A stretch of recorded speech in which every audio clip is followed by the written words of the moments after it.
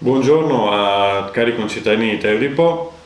siamo qua anche questa mattina per il consueto aggiornamento delle ore 12 per quanto riguarda l'emergenza coronavirus. In questo momento non risultano ancora casi positivi di coronavirus a Terre di Po e questo insomma ci dà buone speranze per il futuro e soprattutto ci fa anche capire che tutte le attività che stiamo facendo, quindi lo stare in casa, il muoversi sopra necessità di lavoro, salute, ci sta aiutando e sta dando i suoi frutti. Adesso stiamo facendo anche un'ulteriore valutazione come amministrazione, che è quella di decidere se chiudere al transito ciclopedonale anche le sommità arginali, quindi le piste ciclabili e i luoghi di aggregazione, perché c'è ancora un po' di gente che non ha ben compreso il fatto dello stare in casa. Capisco che è una difficoltà per tutti quanti, lo è ad esempio anche per me, è da quasi un mese che non vedo i miei genitori, però cerchiamo di fare tutti quanti uno sforzo per riuscire a superare questa emergenza. E soprattutto vi ricordo, vi invito ancora una volta a stare in casa. Ad esempio, se dovete andare a prendere il pane e il latte, cercate di andare a prendere il pane e il latte nello stesso momento, non il pane la mattina e il latte al pomeriggio come qualche volta succede. I controlli saranno intensificati, come già lo erano in questi giorni, con posti di blocco e con la presenza delle polizie locali sul territorio, oltre anche già la presenza dell'Arma dei Carabinieri, che ringrazio per il supporto che ci danno in tutta questa situazione, e anche le altre forze dell'ordine.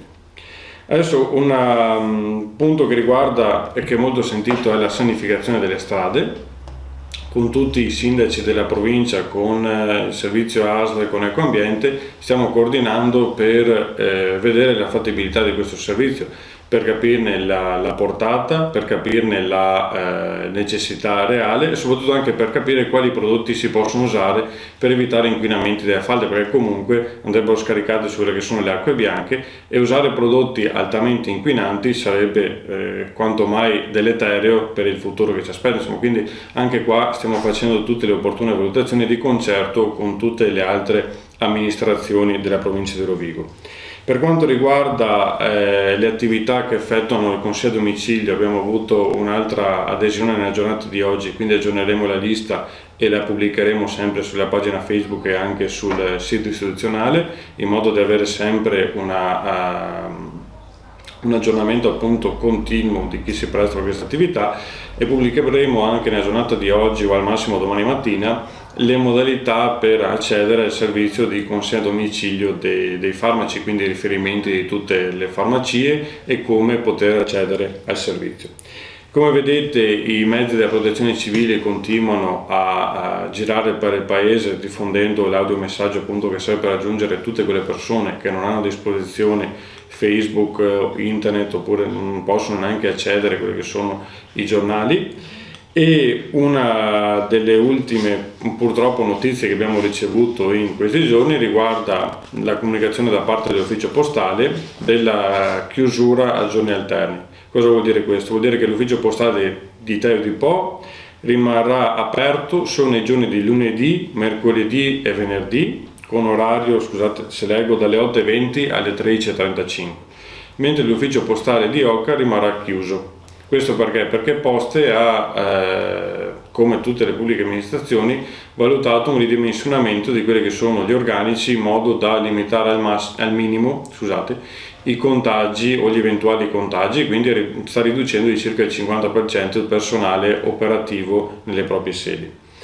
L'ultima cosa riguarda la sospensione dei termini per le notifiche dei pagamenti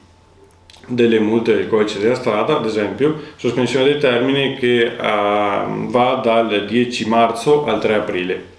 Al 3 aprile, quindi se doveste ricevere una sanzione a casa in questi giorni, perché comunque la postalizzazione è già avvenuta tempo fa, prima